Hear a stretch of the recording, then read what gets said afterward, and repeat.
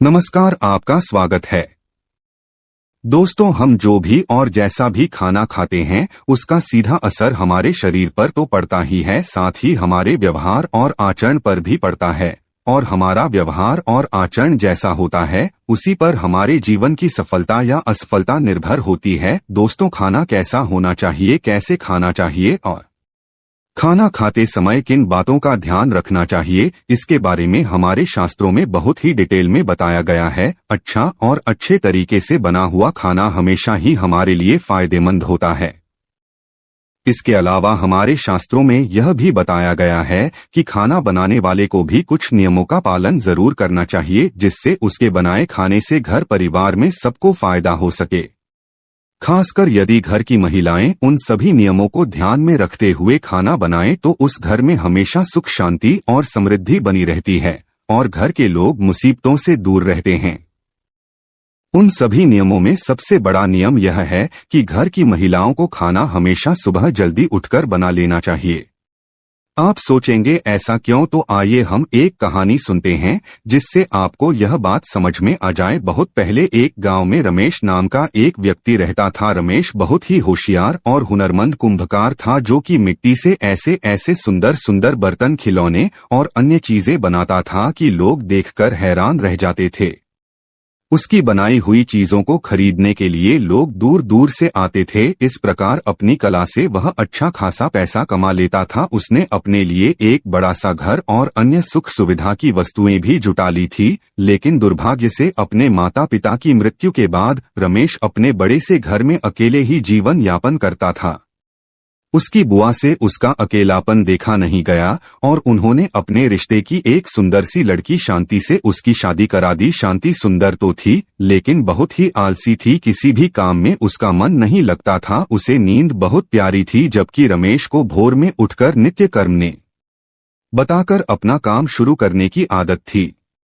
शांति सुबह देर से उठती थी और थोड़े बहुत काम किए नहीं कि फिर से सो जाती थी। आलस की मारी वो शाम तक सोई ही रहती थी और फिर जैसे तैसे आलस करते हुए ही खाना बनाती थी। घर में न तो पहले की तरह साफ सफाई थी और न ही रमेश को समय पर अच्छा खाना मिलता था। घर में कोई बड़ा भी नहीं था जो शांति को डांटता समझाता। शादी के कुछ महीनों तक तो रमेश ने सब बर्दाश्त कर लिया, लेकिन अब उसे लगने लगा था कि इससे तो वह कुंवारा ही ठीक था। कम से कम समय पर काम पर चला जाता था, घर में सफाई रखता था और अपने हाथों से समय पर खाना बनाकर खा भी लेता था। यहाँ तो दोपहर होने तक खाना बनने का नाम ही नहीं होता था। अब उसे शांति के व्यवहार और आदतों से चिढ़ होने लगी थी, लेकिन जैसे तैसे निभाना तो था ही, चुपचाप निभा रहा था। शांति को उसने प्यार से, दांत से हर तरीके से समझाने की कोशिश की, लेकिन शांति थी कि सुधरने का नाम ही नहीं लेती थी। धीरे धीरे रमेश के बर्दाश्त की सीमा खत्म हो रही थी और वह गुस्से में रहने लगा था। समय पर खाना न मिलने पर उसे अक्सर काम पर जाने में देरी हो जाती थी। कई बार तो वह भूखा ही चला जाता था। फिर दिन भर भूख के कारण वह चिढ़ चलाता रहता था। इन सभी बातों का बुरा असर उसके काम पर पड़ रहा था। उससे पहले की तरह काम नहीं हो रहा था। आमदनी कम होते होते इतनी कम हो गई कि उसका मुश्किल से गुजारा हो रहा था। पैसों की कमी के चलते अब शांति और रमेश के रोज झगड़े होते थे, जिससे दोनों ही परेशान हो गए थे।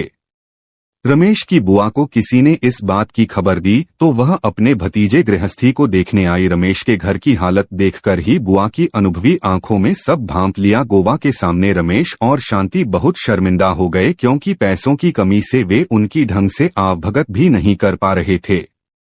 अकेले में शांति ने बुआ से रमेश की शिकायत कर दी कि वह उसका ध्यान नहीं रखता है और लड़ता है सो अलग। बुआ ने शांति की बात को ध्यान से सुना, हालांकि वह जानती थी कि गलती किसकी है। उन्होंने शांति को सही राह दिखाने की सोच ली। दूसरे दिन बुआ ने आराम से सो रही शांति को भोर में ही जगाया और उसे घर की साफ सफाई करने के लिए कहा। बुआ की डांट के डर से शांति बेमन से उठी और काम पर लग गई।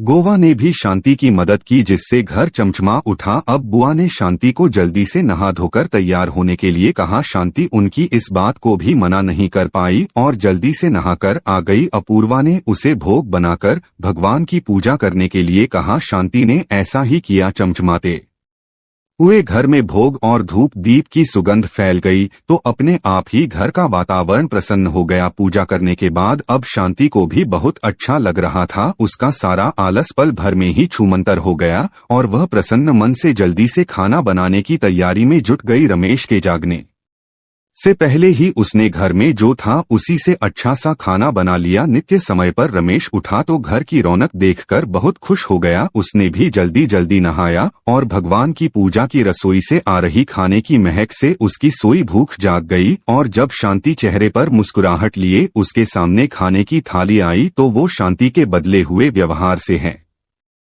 रह गया। उसने बुआ की तरफ देखा तो वह भी मुस्कुरा दी। रमेश सब समझ गया। उसने बहुत तसल्ली से खाना खाया और शांति को बड़े ही प्यार से देखा। रमेश की नजरों में अपने लिए प्यार देखकर शांति को भी सब समझ में आ गया। उस दिन शादी के बाद पहली बार रमेश भरे पेट घर से निकला था। अच्छे खाने के असर से दिन भर उसका मन काम में लगा रहा, जिससे उस दिन उसकी अच्छी कमाई हुई और शाम को वह खुशी से घर लौटा। शांति को अब अपनी गलती का एहसास हो गया था। अब वह जैसा बूबा बताकर गई थी वैसा ही करती थी।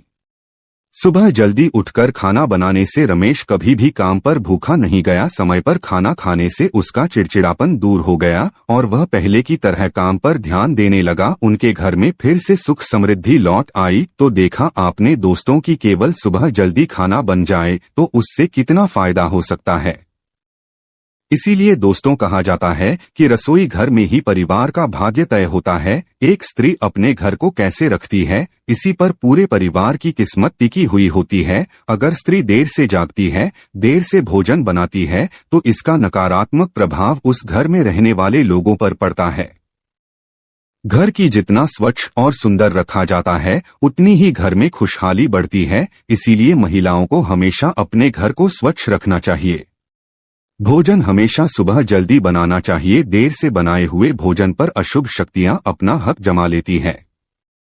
शास्त्रों में साफ साफ कहा गया है कि देर से बने भोजन पर प्रेत तथा अन्य अशुभ शक्तियां अपना अधिकार कर लेती है और ऐसा भोजन करने से उस व्यक्ति की अधोगति होती है, घर में दरिद्रता आती है, घर में क्लेश होता है। इसीलिए कहा जाता है कि जितना जल्दी रसोई घर में भोजन बनता है उतनी ही जल्दी घर की तरक्की होती ही है। साथ ही रसोई घर को हमेशा स्वच्छ रखना चाहिए। रसोई घर में कभी जूठे बर्तन नहीं रखने चाहिए। रात्रि में रसोई घर में जूठे बर्तन होते हैं तो उस घर में नकारात्मक शक्तियों का वास होने लगता है। दोस्तों, घर के पुरुषों का भाग्य स्त्रियों के ऊपर टिका होता है। इसीलिए घर की स्त्रियों का भी सदैव सम्मान करना चाहिए। जिस घर में स्त्रियों का अपमान किया जाता है उस घर में मां लक्ष्मी कभी प्रवेश नहीं करती है। साथ ही स्त्रियों को भी अपनी मान मर्यादा का ख्याल रखना चाहिए। उम्मीद है आपको यह जानकारी अच्छी लगी होगी। वीडियो को लाइक जरूर करें, कमेंट में जय श्री कृष्ण जरूर लिखें।